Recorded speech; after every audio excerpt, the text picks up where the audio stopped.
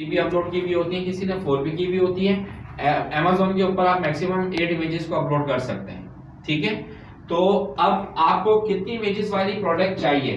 अब आप कहेंगे कि इमेजेस से क्या लेना देना हमारा? बिल्कुल लेना देना है हमारा, क्योंकि हमें देखना है कि ये जो अपनी प्रोडक्ट को मार्केट कर रहा है ना थ्रू इमेजेस, वो किस तरह से कर रहा है, ठीक है ना।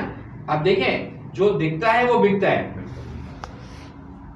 अब आपके पास जब आप Amazon पे जाते हैं प्रोडक्ट को परचेज करने, तो आपके सामने जो खूबसूरत सा इमेज आता है ना, थंबनेल आता है, आप उसी प्रोडक्ट पे क्लिक करते हैं, चाहे वो महंगा हो, महंगा मिल रहा हो आपको। क्यों?